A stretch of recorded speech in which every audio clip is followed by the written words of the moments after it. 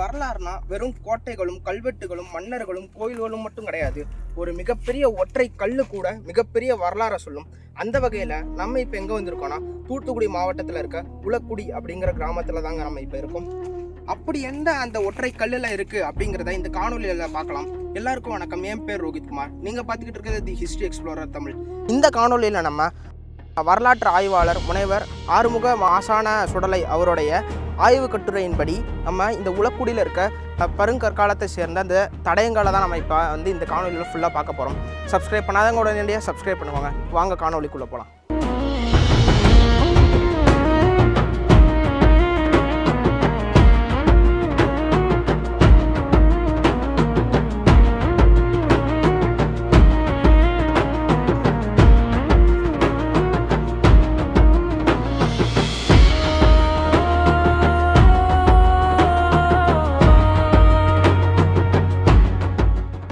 சரி, இந்த உலக்குடிக்கு ஏன் உலக்குடின்னு பேர் வந்துச்சுன்னு நம்ம பார்க்கலாம். முன்பொரு காலத்தில் இங்கே 4 ஜமீன்தார்கள் இங்கே ஆட்சி செஞ்சுக்கிட்டு இருந்தாங்க. அப்போ இங்கே விவசாயம் செய்கிறதுக்காக இங்கே உழவர்களை நியமித்தாங்க. அப்படி நியமிக்கப்பட்ட அந்த உழவர்கள் தங்குறதுக்காக ஒதுக்கப்பட்ட இடம் தான் இந்த உழவர்கள் குடியிருப்பு. இந்த உழவர்கள் குடியிருப்பு தான் காலப்போக்கில் மருவி உலக்குடின்னு வந்துருச்சுங்க. சரி, முதல்ல மெகாலித்திக் பீரியட்னா என்னன்னு பார்க்கலாம். மெகாலித்திக்னா பெருங்கற்காலம் அப்படின்னு அர்த்தம். மெகானா பெரிய, லித்திக்னா கல். அப்போ மெகாலித்திக் பீரியட்னா பெருங்கற்காலம். இந்த காலகட்டம்ங்கிறது கிமு 1000 கிமு 300 வரையிலான காலத்தை தான் பெருங்கற்காலம் அப்படின்னு சொல்லுவாங்க. இப்போ நம்ம வந்திருக்க இடமும் அப்படிப்பட்ட பெருங்கற்காலத்தை சேர்ந்த ஒரு இடம் தாங்க. இந்த இடத்துல பார்த்திங்கன்னா, இந்த ஆய்வு கட்டுரையின்படி இந்த இடத்துல கற்குவியல் இருந்ததாக குறிப்பிட்டார். இதை ஆங்கிலத்தில் காயின்ஸ் அப்படின்னு சொல்லுவாங்க. அப்படிப்பட்ட கற்குவியலில் தான் நம்ம இப்போ நிற்கிறோம். இது எதுக்கு இந்த மாதிரி கற்களை இந்த மாதிரி குமிச்சு வச்சுருக்காங்க அப்படின்னு கேட்டிங்கன்னா, இந்த கற்குவியல் ஒருத்தர் இறந்ததுக்கப்புறம் அவருடைய முதுமக்கள் தாலிக்கு மேலே அவருடைய நினைவாக இந்த மாதிரி கற்களை குவிச்சு வச்சுருப்பாங்க. இது நிறைய இடத்துல கல் வட்டங்களாக கூட இருக்கலாம். ஆனால் இந்த இடத்துல கற்குவியலாக இருக்குங்க.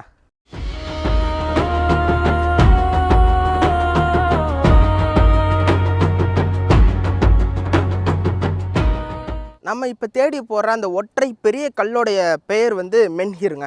மென்ஹிர்னா என்ன அப்படிங்கிறது நம்ம அந்த கல்லுக்கிட்ட போய் பார்க்கலாம். இந்த மென்ஹிருங்கிறது நம்ம மெகாலித்திக் ஏஜை சார்ந்தது, அதாவது பெருங்கற்காலத்தை சார்ந்தது. இந்த மென்ஹிர் அப்படின்னு சொல்லப்படுற ஒரு கல். பெருங்கற்காலத்தில் ஒரு வழக்கம் இருந்திருக்குங்க. என்ன வழக்கம் அப்படின்னு கேட்டிங்கன்னா, ஒருவர் இறந்துட்டார் அப்படின்னு சொன்னால் அவரை நம்ம முதுமக்கள் தாலியில் எல்லோரும் போட்டு புதைப்பாங்க. அது நம்ம எல்லாருக்குமே தெரிஞ்சது. ஆதிச்சநல்லூர், கீழடி போன்ற எல்லா இடத்துலையும் அகழாய்வு மேற்கொள்ளும் போது நிறையா முதுமக்கள் தாலிகள் நம்மளுக்கு கிடச்சிருக்கு. அதே மாதிரி நம்ம தமிழ்நாட்டில் ஏகப்பட்ட இடத்துல இந்த மென்ஹிர் அப்படின்னு சொல்லப்படுற இந்த ஒற்றைக்கல் நிறைய இடத்துல கிடச்சிருக்கு. உலகத்திலே பெரிய மென்ஹிர் கல் எங்கே இருக்குதுன்னு கேட்டிங்கன்னா, ஃப்ரான்ஸ் நாட்டில் இருக்குங்க. இவ்வளோ நேரம் நடந்து காட்டுப்பாதையில் நடந்து தேடி வந்தது இந்த ஒரு பிரம்மாண்டமான ஒரு நெடுங்கலுக்கு தாங்க.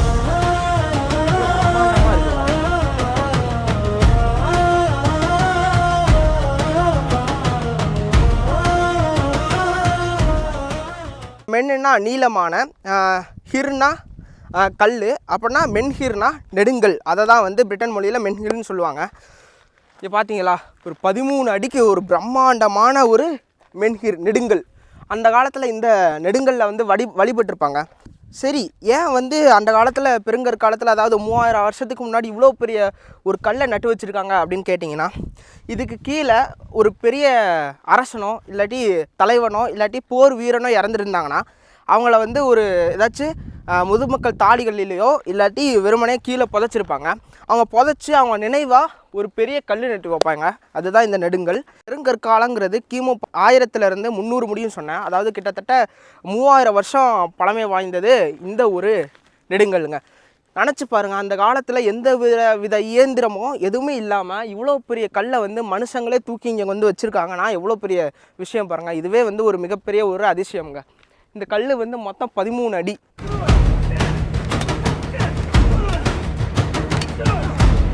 வருஷத்துக்கு முன்னாடி இந்த மாதிரியான இறந்து போனவங்களுடைய வழிபாடு தான் அந்த காலத்தில் இருந்திருக்கு. அதற்கு ஒரு ஆதாரமாக தான் இந்த ஒரு நெடுங்கல் இங்கே இன்னும் நின்றுக்கிட்டு இருக்குங்க. இந்த இடத்துல இந்த இதை பார்த்துக்கிட்டு இருக்கும்போது கீழேயே ஒரு மண்பானையினுடைய ஓடு இங்கே இருக்குங்க. இது பார்த்தீங்கன்னாலே தெரியும், ஒரு மண்பானையினுடைய ஒரு பகுதி. இந்த இடத்துல இதே மாதிரி நிறையா இருக்குது. இங்கே பாருங்கள், இது ஒரு மண்பானையினுடைய ஒரு பகுதி. அது மட்டும் இல்லாமல் இங்கே செங்கற்களும் இருக்குங்க. இது மண்பானை, இங்கே வந்து பார்த்திங்கன்னா செங்கற்கள். இது வந்து இப்போ இருக்கிற செங்கற்கள் மாதிரி இல்லாமல் ரொம்ப தட்டையாக இருக்குது. கண்டிப்பாக இங்கே வந்து ஒரு மிகப்பெரிய ஒரு நாகரிகமே இருந்திருக்க வாய்ப்பு இருக்குது. ஓகே.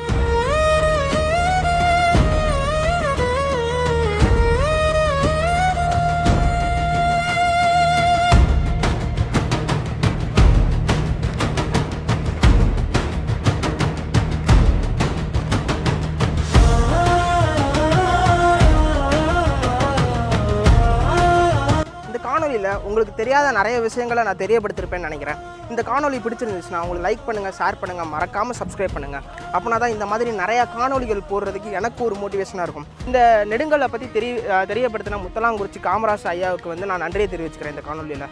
நன்றி, வணக்கம். இப்படிக்கு உங்கள் ஆர். ரவிக்குமார்.